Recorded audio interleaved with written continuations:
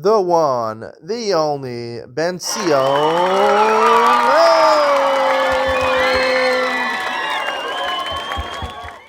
Good afternoon and welcome to Yeshiva YouTube. Iyun with Benzion. Today's daf is Gittin daf Lamed number 30.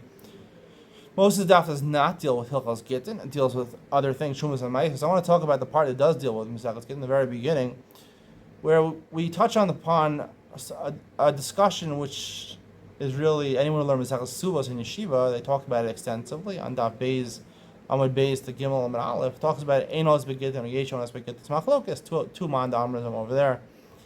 Here, it's Machlokas over here to Rav Yosef, seemingly, and Shmuel. Shmuel holds Einos Begittin. According to Rav Yosef, seemingly, at least according to one edition of Rav Yosef, Yeshonos Begittin. We pass like Shmuel Einos Begittin. Now, it's very questionable, the whole concept of Einos Begittin. Because, first of all, what was the case? The case is, Hahuda Amar, Ilo Asina Atlas and Yomi Lehevi Gita. He says to his wife, I'm giving you a get right now. If I don't come within 30 days, it'll be a valid get. Okay, so he's going to decide whether he's going to come. He tries to come on day number 30, but the bridge is broken. He can't cross over the bridge. And he's telling Adam, I'm coming. The Gemara says, Lo Shvei Masi, you didn't come. You didn't fulfill it tonight. It's a get. Ain't on his begetting. You don't have a time that's on his begetting. Now, obviously, ain't on his begetting. What is anyone could argue on? You can't argue on this, right? He made it tonight. He wasn't Mekayim that tonight. Just because he was Nenas, right? Because I couldn't do something. We talked about this when I learned the Mesachos Suvos and Rionos on Sachs this year. Talked about this extensively. Maybe you can say, right, if a Tanai is something, a Tanai here is chiyuvi, right? I'm going to do something. You can't say there's an onus, so it's like I did it, right? If I say I'm not going to do something, and I'm nenas forced to do it, right? Like the source, she's raped, right? So she doesn't get punished for that. Rashi says to us, that's the source of onus, right? Taina's onus is because she's not responsible. She does something, so it's like she didn't do it. That you can say, that makes sense, but when someone's nenas and they don't do something, you can't say it's like they did it. So the whole concept doesn't make any sense. Therefore, we have to really reanalyze the concept of Tanoim over here. And normally, when it comes to Tanaim, the Rosh says famously that Tanai is Milsa Achrisi. But that's only, I want to underscore this point, it depends which order you said it. Was the Tanai Kodem L'Maisa or the Maisa Kodem L'Tanai? Here, he says the Tanai first. If I don't come within 30 days, it's a get.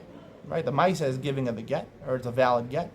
And the Tanai is also the second case. He says, if I not Mafias my wife in 30 days, then it's a get. Again, the Tanai comes before the Maisa. So when the Tanai comes before the Maisa, it's a machlokes discussion, right? Rab Meir and the Chachamim, right? Do you need mishpatei atanoim when it comes to kedushin and gittin or something like that? So one of the necessities to make something valid Tanai is you need the Maisa to come before the Tanai. Sorry, the Tanai before the Maisa. The Tanai has to come before the Maisa. We learn from Negad and Reuben. If we don't go ahead in war in front of you, in front of Klal Yisrael, to lead them into war into Eretz Yisrael, then we won't get the land. Right? There's also other rules also.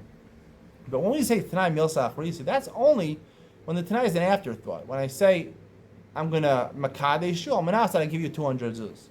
So there, right, the Kiddushin happens first. And the Tanai is an afterthought. Tanai Milsa Achrisi, the Tanai is not strong over here. But here, it's strong, right? This is Tanai Kodem L'Maisa. And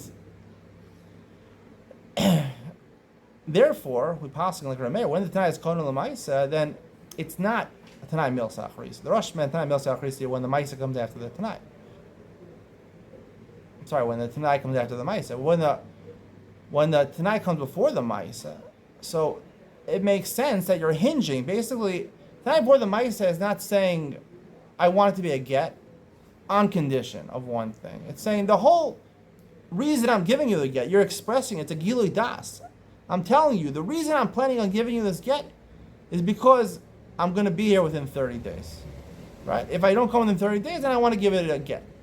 So he's hinging, he's Gilui, he's Magala is that. He's telling you, right, I want to come within 30 days. Or if I don't come in 30 days, then it'll be a get.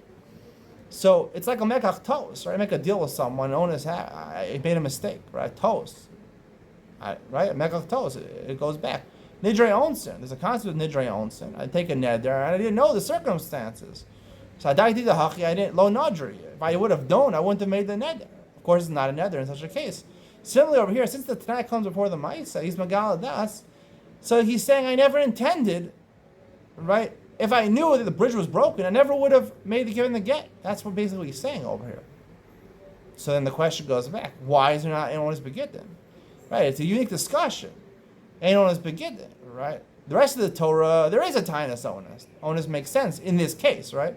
If the Tanai was after the Maisa, there would be no discussion. That would be my question. My question was, when Tanai is milsa achrisa, you can't say that an onus is like fulfilling the Tanai, because then you have to fulfill the Tanai.